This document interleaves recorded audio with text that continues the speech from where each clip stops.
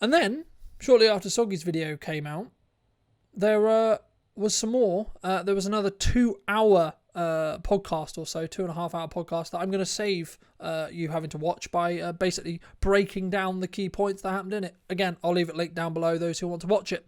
MrBeast opens up on a podcast and explains why he didn't come out and talk about anything because he hired a law firm that we talked about in last time we did a show to have an independent review on what happened with Ava, and he also suggested that he shouldn't address anything publicly as it could influence the outcome of that independent review. They then go on to talk about the fact that Delaware points, the points were made in Soggy's video where the points were made and the comments and pointing to the video where Delaware wasn't wearing a mask and where he was actually a Best Buy employee was removed from the r/YouTube drama page. Of course, there is a point where MrBeast himself is not free from the wrongdoing came up. At point A, specifically the third party did actually find some things that he then remedied and fixed. They also found what happened, and he was shocked by how much they looked into and how much it was going to take to look into. He also pointed out where anything unlawful would have taken place, they would have had to have gone to the police because they're a lawyer firm, right? They're going to have to do that. They have to stay above the board. And when it came to when he was asked if the third-party investigation was a mistake, he said that he knew it was going to take a while, but he should have pushed back a little more and asked to see what he could talk about specifically, talk about it and sort of answer things more publicly. I think he did feel regretful in that regard, from what I can tell from this one podcast. The podcast creator himself did claim that no money had changed hands, no NDA had been signed for this podcast to take place. One point that Jimmy did make is that his businesses have rapidly grown to now 300 plus employees, and not every experience with those when you have a organization of that size is necessarily going to be good, quote, likely purely due to the larger numbers. And also keep in mind as well, they add hundreds of freelancers on to their larger videos as well. So suddenly you've gone from a couple of hundred to 400 employees across his businesses to now thousands potentially. They also talked about how planning with dealing with HR challenges and how it comes to the key, not allowing it to happen. So not allowing it to kind of take place or simmer around in the organization, but also how he deals with it when it comes and if it does happen. He did confirm that he shouldn't have taken his mum on as head of HR, but it does come under that concept of a 19-year-old boy who's having a rapidly growing quote-unquote business and being a dumb 19-year-old. He did also talk about the concept that we talked again and confirmed about the no means no already explained, but it's purely to do with sales, where Jimmy explains due to the fact that they've never been done before, and they then need to try and find a problem for that person that they're talking to that they can then help fix. They did end up talking a bit more about the CGI elements. However, as I already outlined when I covered Dogpack's first video, CGI is one of those things to make things possible or help add to the video rather than I think the key is it for not being the key part of telling that story. So for example, if Jimmy wasn't building his set and he was doing it all in CG, then of course that would be way too much and too far. Everyone's line is going to be different in regards to what CG is too much, what CG should we use, what should some people would say I have too much production value, some people would say I don't have enough. There we go. It's just opinion.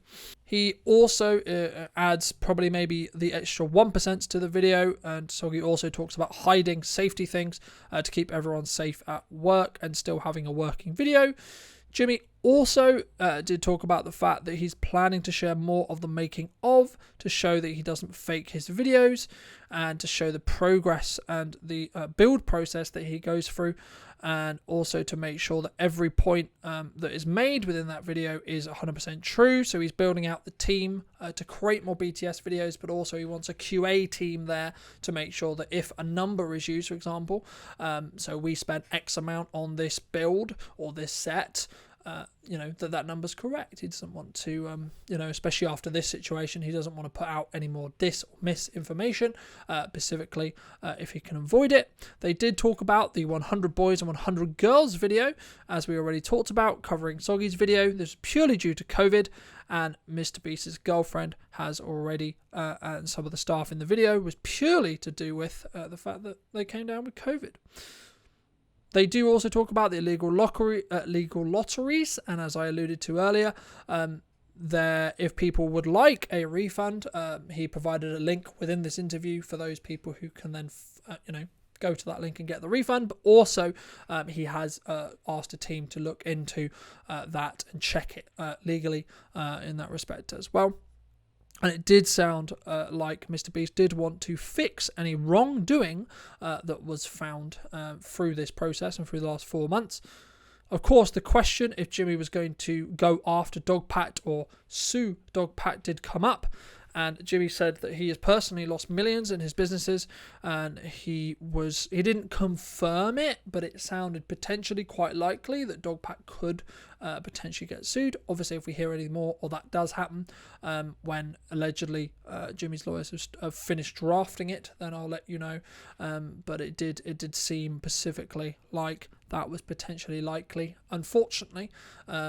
And, I'm sure many people wouldn't necessarily want to see that, regardless of the wrongdoing, if you believe that Dogpack was in the right place or in a more positive place, just trying to show the truths of what Jimmy was doing. But I'm sure some people would want blood if this is misinformation and true, and it sounded like Jimmy did as well. So keep that in mind. They also talked about the pump and dump scheme, that was likely to do with the fact that, he's too dumb to do it himself, quote, and that's why he gets a fund to manage that wallet. Again, don't know enough about crypto, so not really be able to talk much about that, but I will leave CoffeeZilla's video down below talking about the response, but also his initial video talking about the crypto stuff as a whole, for those who are interested. And when they did talk about the charity work that he was doing, he claimed that Dogpack's videos was proving that he was fake, said also caused an avalanche of videos of people saying that the charity's fake and he fakes his videos, etc., etc. And it has cost the actual charity work that he's doing and cost them millions. They've lost brand deals, all to drama and Dogpack's video. So that's then the correlation. And there was talk about Jimmy specifically already losing money because he funds all of the staff, he funds all the productions, but also he had to top up that charity's fund by about $1 million or so. Because of this drama, because of what's been going on with Dogpack's videos. Again, he then does confirm some things we've already referred to, such as that he is regretful and thought it was a dumb mistake in regards to hiring Delaware and not doing background checks. And also, he did add that revenue onto passive revenue for Mark as well. When talking about the war crimes, point from Jake, the point he shared that one person in the group can be affected by something else, one element really hard. For example, when he redid this challenge with 2 people, he did offer them as part of the challenge to turn off the lights, and they didn't take it. So it did say, and it has already alluded to the fact that some people can find these challenges, parts of these challenges really hard, others find other elements of these challenges less hard in that respect. So it's really down to the person, and from what it sounded like, Jake was already in a bad place already. And he did confirm, Jimmy's point of view did confirm that after Dogpack's video did come out, Jimmy did reach out and see how he could help and he did seem, or Jimmy thought that Jake seemed like he needed some financial support, so he did send him $50K with allegedly no strings attached. After it was then taxed, according to Jake, it ended up being around $30,000 or so dollars. Still large chunk of money, if you ask me. They did also get and did touch on the MrBeast Games lawsuit that we covered a few weeks ago. He claimed that someone had put it down to learning in regards to the example of feminine hygiene products, as there was a woman who could not use the tampons and etc. that they did have, and there was a very simple fix, but specifically Jimmy did look into it and he couldn't find who was told about that, and he said they will learn from it moving forwards. Not surprisingly, he couldn't talk much about what was going on, as it is a open litigation in that respect as well. He also claimed that he couldn't find a single broken bone after calling 1,900 people who took part in the MrBeast games.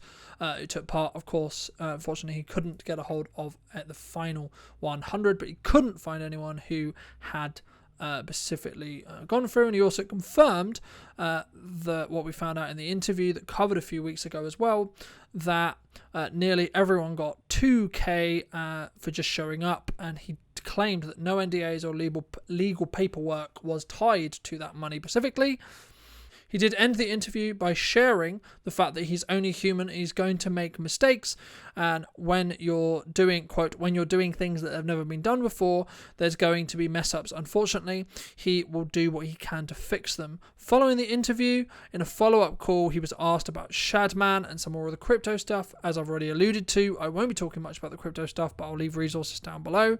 In the refer to whether MrBeast knew who and what Shadman was, he declined and said that he didn't really know, and there was just some anime stuff up around the house, and of course if he had known he would never have put those up, and obviously Shadman is a very weird creep. So do you think MrBeast did a good job at defending himself? Do you think this interview was soft, as I've seen online, a very soft take, didn't push hard enough? Do you think that Dogpack is a piece of shit for manipulating in the way he did, as we talked about in this video? I'd love to hear what you think in the comment section down below. If you did and want to hear and leave your thoughts on any of the topics in this video, then let me know in the comment section down below. Thank you ever so much for coming back and joining me. I'll be back very, very soon with some brand new shows. We'll be a bit more thick, a lot more coverage in regards to stories. I just wanted to get this one out because the MrBeast thing was quite out, like 2 weeks-ish. I wanted to get that out. So thank you ever so much for joining me once again. If you did enjoy this video and would like to see more like it, talking about cameras, talking about reviews, talking about what's going on social media, potentially covering there or bits of drama now and again, make sure to be subscribed, and thank you ever so much for joining me once again, and I'll see you very, very soon. Thank you so much for watching.